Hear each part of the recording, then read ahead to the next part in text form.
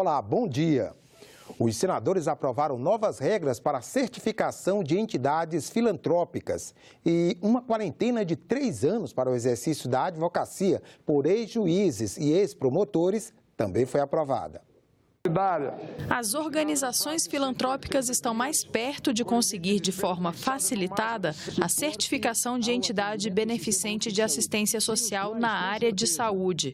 O Senado aprovou a flexibilização das exigências para a obtenção desse documento. A proposta é da Presidência da República. É exigido pela atual lei que todas as entidades prestadoras de serviços na área da saúde, elas tenham ou no mínimo um contrato, um convênio ou um instrumento similar para garantir essa relação jurídica na prestação de serviços. Em vários momentos, os órgãos de controle produzem um questionamento à concessão do SEBAS para essas instituições filantrópicas. O projeto vai alterar as regras para a obtenção e renovação do certificado de entidade beneficente de assistência social, chamado SEBAS.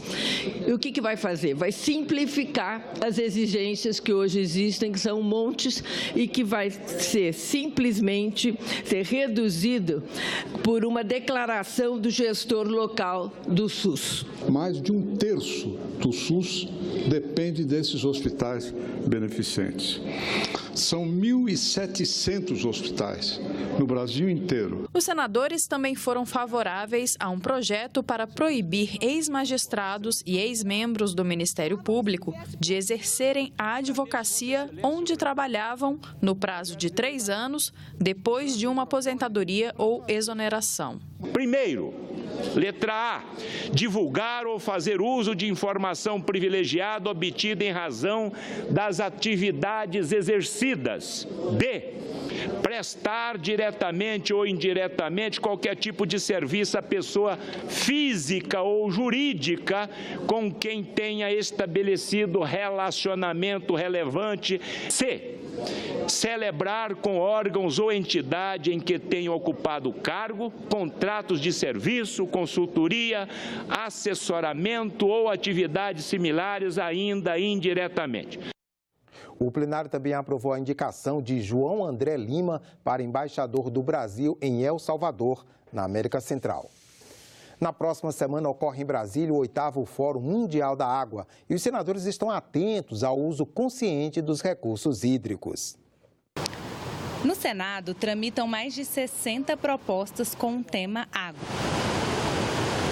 Uma delas altera a Constituição para incluir o acesso à água potável entre os direitos e garantias fundamentais. Que se possa apreciar todas as matérias possíveis que estão tramitando na casa vinculado ao tema e que possa garantir o acesso à água de boa qualidade, um aparato legal que faça com que a gente tenha uma boa legislação sobre essa questão, que é sinônimo de vida.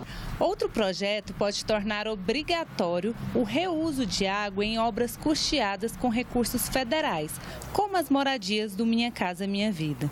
O aproveitamento será para fins de irrigação de jardins, lavagem de calçadas e de veículos, descarga sanitária e outros usos. Não adianta a gente fazer uma contenção de água e tomar medidas para preservar a água, utilizar de maneira melhor durante um determinado período somente. É preciso que muitas dessas medidas elas sejam assumidas culturalmente pela população. Além disso, tramitam projetos para obrigar o uso de torneiras com fechamento automático em todos os banheiros públicos, incentivar a dessalinização da água do mar, ou seja, a retirada do sal, e também aumentar a pena do crime de poluição de manancial de água. Nós não estamos dando atenção ao meio ambiente e a água é um recurso finito. É um recurso finito, assim como a reserva de petróleo. Mas a água é mais importante, porque a gente só percebe o valor da água quando ela falta. Para tomar um banho, para lavar a nossa roupa, para fazer a nossa comida. Para o senador João Capiberibe, é fundamental uma utilização racional dos recursos hídricos. Os nossos mananciais estão comprometidos pela utilização indevida e também pela contaminação, não é? Pelo esse modelo de desenvolvimento desenfreado, não é? Que promove a atividade econômica sem observar os impactos que essas atividades provocam na natureza. Confira agora que comissões do Senado devem se reunir na manhã desta quinta-feira. Às 9 horas, na Comissão de Direitos Humanos, uma audiência debate privatização do setor elétrico nacional e os direitos humanos e ainda os advogados sindicais e os desafios para a reconstrução da democracia e dos direitos trabalhistas. Às 10 horas, na Comissão de Relações Exteriores, os senadores examinam projetos, entre eles o que regula a pesquisa e lavra de minérios em faixa de fronteira. E hoje, às 5 da tarde, a Comissão Senado do Futuro faz audiência pública para discutir os direitos das pessoas com diagnóstico de doença renal crônica e das pessoas transplantadas renais. Ele é um suporte para idosos, crianças, pessoas com deficiência ou portadoras de doenças raras. O trabalho existe há algum tempo, mas a profissão não é regulamentada. O cuidador é o tema de uma proposta em análise no Senado. Só depois de colocar uma prótese no joelho direito é que as dores deram trégua a esta psicóloga. Para ajudá-la a se recuperar da cirurgia, as filhas contrataram uma equipe de cuidadores. Mas Val foi contra. Achava que não era preciso, que eu não iria depender de ninguém, que eu tinha condições de fazer sozinho. Então foi um ledo engano, isso não acontece. A pessoa que faz uma cirurgia do porte, que foi a minha, colocação de uma prótese no joelho, ela tem que aprender a andar. E simplesmente no início não dá. Então veio a surpresa. São pessoas preparadas, educadas, fazem o serviço de uma maneira, assim, com muita competência. E, além de muita competência, tem um suporte, mesmo eu como psicóloga, que a gente acha, a gente precisa de um suporte. Eu, no início, fiquei deprimida. Quando chegava uma hora, assim, eu falei, meu Deus, por que eu estou chorando? Um que doía. Outro que me sentia impotente.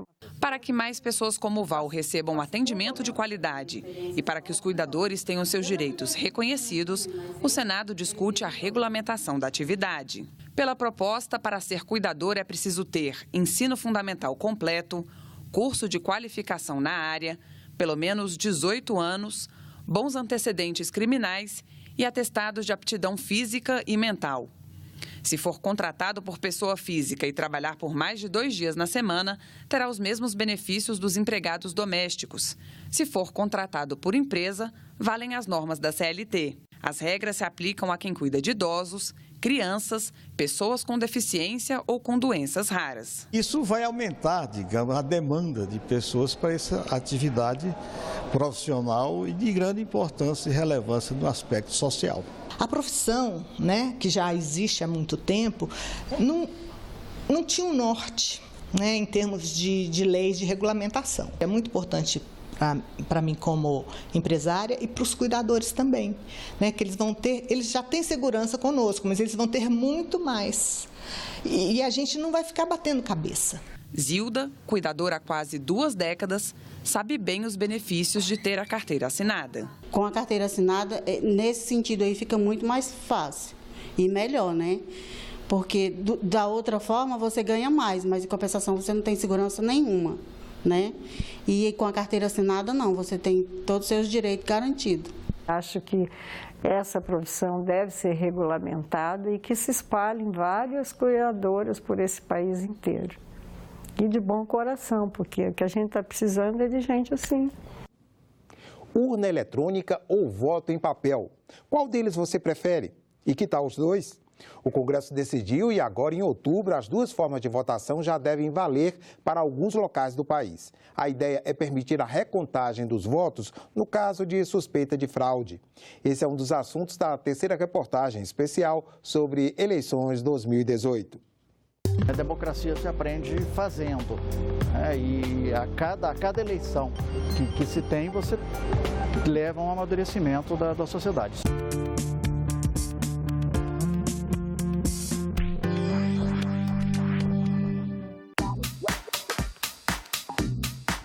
vários anos, o brasileiro registrou o voto num pedaço de papel. Houve uma época em que era preciso, inclusive, escrever o nome do candidato de próprio punho, o que, claro, gerava fraudes e mais fraudes.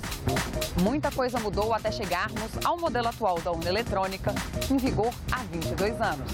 Agora o voto impresso está de volta.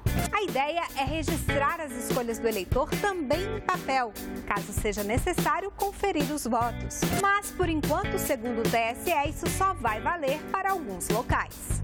Você imprimir o voto ali, para em casos de questionamento você ter como apurar, é uma garantia. A Procuradoria-Geral da República entrou com uma ação direta de constitucionalidade no STF, entendendo que o voto impresso é inconstitucional por ferir possivelmente o sigilo do voto. E tem mais mudança pela frente.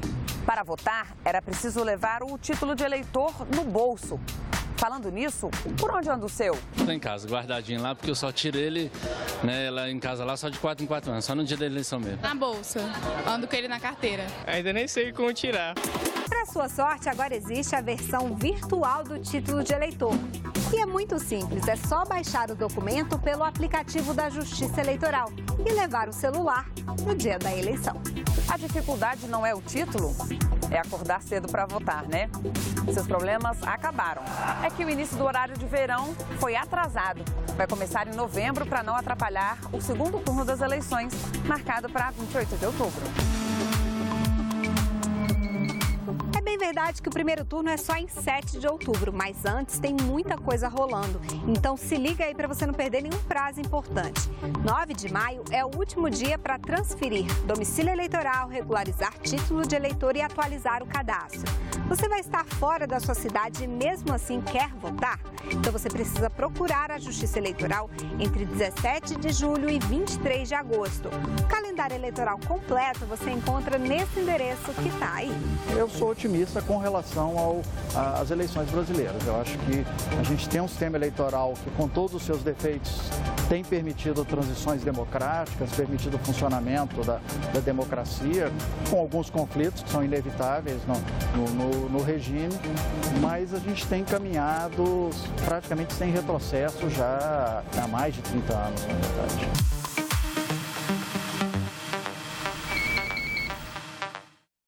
Ficamos por aqui. Você pode rever as reportagens desta edição na nossa página na internet, senado.leg.br/tv. Fique agora com o programa Argumento, que recebe o senador Paulo Paim. Obrigado pela companhia e continue sintonizado aqui na TV Senado.